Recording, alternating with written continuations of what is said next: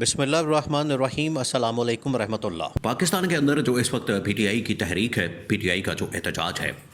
8 فروری کے حوالے سے بڑا زور و شور سے جاری ہے، اور اس کے اوپر مختلف تھچیا خار تبصرے بھی کر رہے ہیں، نجم سیٹھی سے لے کے حامد میر تک،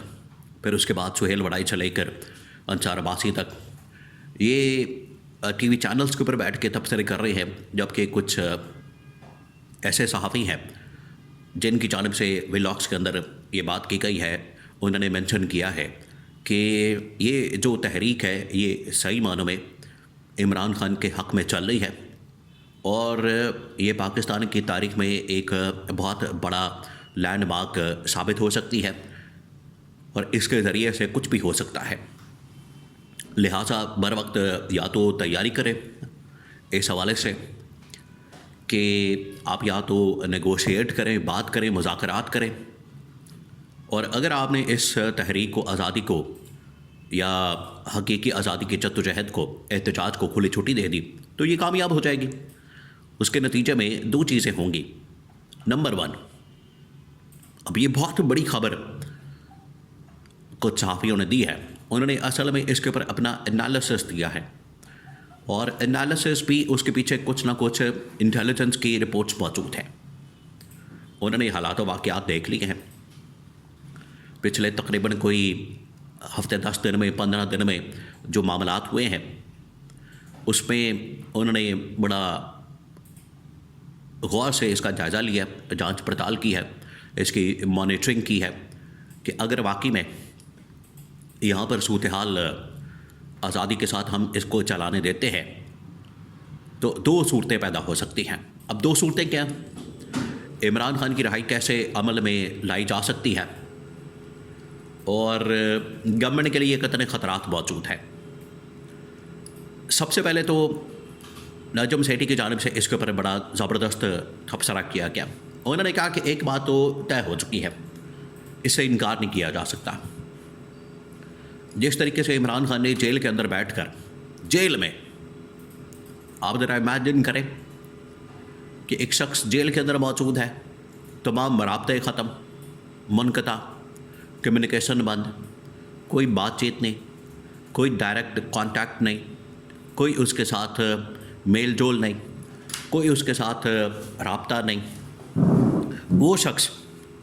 جیل کے اندر سے اتنی بڑی تحریک لانچ کر سکتا ہے،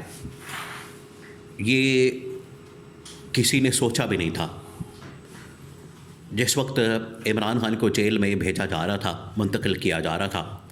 اس کے پیچھے سوچ یہی تھی۔ اب نجم سیٹھی بڑا ہی ایک جاندار قسم کا، شاندار قسم کا تجزیہ کر رہے ہیں کہ کسی نے سوچا ہی نہیں تھا کہ ہمارے ساتھ کیا ہوگا مستقبل میں۔ انہوں نے کہا کہ وقتی طور پر جیل میں ڈالیں عمران خان کو، اور 2 دن 4 دن عمران خان جیل میں رہے گا تو خود ہی ہوش ٹھکانے آ جائیں گے، خود ہی یہ گھٹنے ٹیک دے گا، عقل ٹھکانے آ جائے گی، بعد میں ہم اس کو اپنے طریقے سے جہاں چاہیں گے ٹرانسفر کر دیں گے، منتقل کر دیں گے، شفٹ کر دیں گے۔ لیکن ان کو پتہ ہی نہیں تھا کہ عمران خان جیل کے اندر بھی ڈٹ جائے گا، عمران خان جیل کے اندر ڈیل کرنے سے انکار کر دے گا، مکمکہ کرنے سے، این آر او لینے سے انکار کر دے گا، اور وہ الٹا ہمارے لیے گلے کی ہڈی بن جائے گا۔ تو یہ اب نجم سیٹھی کا جو تبصرہ، تجزیہ، انہوں نے پچھلے 40-50 سال جو صحافت کی ہے، طاقت کے ایوانوں کے اندر بھی رہے ہیں، بطور نگران وزیر اعلیٰ پنجاب انہوں نے کام بھی کیا ہے، تو انہیں پتہ ہے کہ پاکستان کی سیاست کے اندر،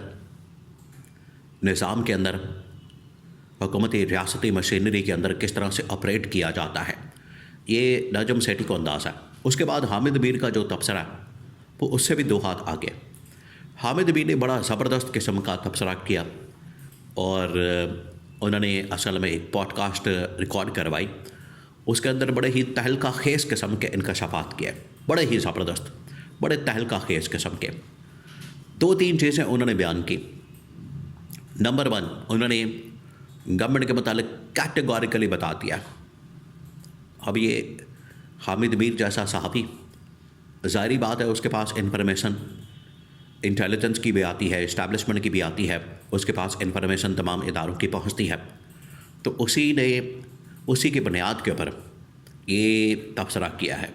اور 2-3 سیناریو سامنے رکھے ہیں۔ اس نے کہا ہے کہ اس وقت اسٹیبلشمنٹ اور گورنمنٹ بظاہر آپ کو ایک پیج پر نظر آتے ہیں لیکن یہ ہے نہیں، اندر سے ان کے آپس میں اختلافات موجود ہیں، ایک دوسرے کے اوپر حملہ،